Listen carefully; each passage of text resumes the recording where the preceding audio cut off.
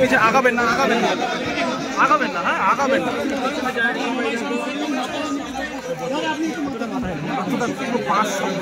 কিন্তু আগাবেন না,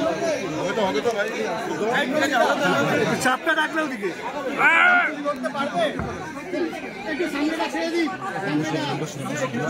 গেটটা ছেড়ে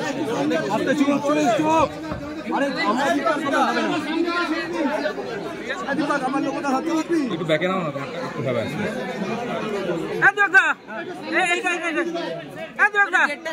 এইটা ধরে, এইটা এইটা পারবে ধরতে, এটা ধরতে পারছে না।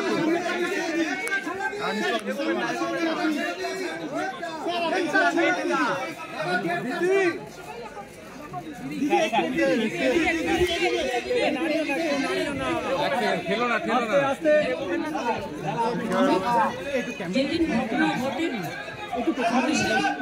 ঝাড়গ্রামে ছিলাম, কিন্তু আমার কাছে যখনই কলকাতা পুলিশ কমিশনার খবরটা দেয়, আমি সঙ্গে সঙ্গে তাকে বলি যে এটা খুব নক্কারজনক ঘটনা এবং খুবই বেদনাদায়ক ঘটনা। যেই জড়িত থাক তাকে ইমিডিয়েট শাস্তি দিতে হবে এবং আমরা চাই এই কেসটা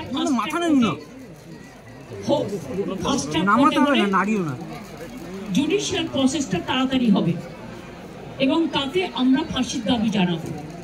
কারণ কিছু মনে রাখবেন, কিছু লোক এখনো সামাজিক অবক্ষয়ের মধ্যে আছেন, সামাজিক মূল্যবোধটাকে ভুলে গেছেন। মেয়েদের গায়ে হাত দেওয়া যে কত বড় অপরাধ এবং তার সাথে যে অত্যাচার করেছে বা তাকে যেভাবে খুন করেছে, আমি আশ্চর্য হয়ে যাচ্ছি। ওখানে নার্সরা ছিলেন, ওখানে ওদের সিকিউরিটি ছিলেন, সবাই ছিল, কিন্তু কি করে ঘটনা ঘটলো এটা এখনো আমি ঠিক বুঝতে পারছি না। পুলিশকে আমি বলেছি, বাবা মাও যেটা আমাকে বলেছেন যে ওদের ভেতরেই কেউ আছে, যদি ভেতরে কেউ থাকে কারো প্রতি সন্দেহ হয়, যারা ছিল, যারা ওর বন্ধু বান্ধব, তাদেরকে সবাইকে ডেকে কথা বলবে এবং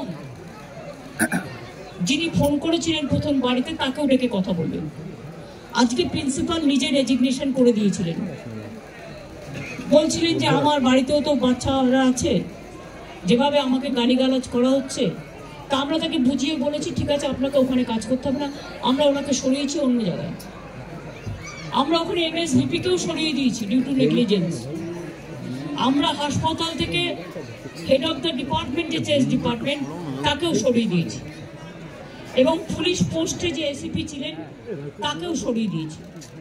সবাইকেই সরানো হয়েছে এবং ডগ স্কোয়াড থেকে শুরু করে, ভিডিও থেকে শুরু করে, ফরেন্সিক ডিপার্টমেন্ট থেকে শুরু করে সবাইকেই ইনভলভ করা হয়েছে যাতে খুনি গ্রেপ্তার হয় এবং দোষীরা শাস্তি পায়। এবং আমি চাই পুলিশ যত তাড়াতাড়ি সম্ভব দোষীদের গ্রেপ্তার করবে। আর রবিবার পর্যন্ত যদি তারা কোন কিনারা করতে না পারেন, কারণ ভেতরেও তো অনেকে আছে, তাহলে এই কেসটা আমরা আমাদের হাতে রাখবো না, আমরা CBI-কে দিয়ে দেবো। তার কারণ হচ্ছে আমার এতে কোনো পাওয়ার লেনা দেনা কিছু নেই, আমি প্রথম দিন থেকেই বলছি। কিন্তু ওদের সাকসেস রেট খুব কম। তাপসী মালিককে যখন খুন করে হত্যা করা হয়, ধর্ষণ করে, আজ পর্যন্ত বিচার হয়নি। সিঙ্গুরে এটা হয়েছিল, নন্দীগ্রামে যখন 14 জন গুলিতে মারা যায় বা 10 জন হারিয়ে যায়, আজও তারা ফিরে আসেনি। এই কেসগুলো CBI-এর হাতে ছিল, রিজার্ভের কেসও ছিল, একটা কেসেরও বিচার হয়নি। এমনকি রবীন্দ্রনাথ ঠাকুরের নোবেল প্রাইজ চুরি হয়েছিল, সেই কেসটাও ছিল, মানুষ কোনো বিচার পায়নি।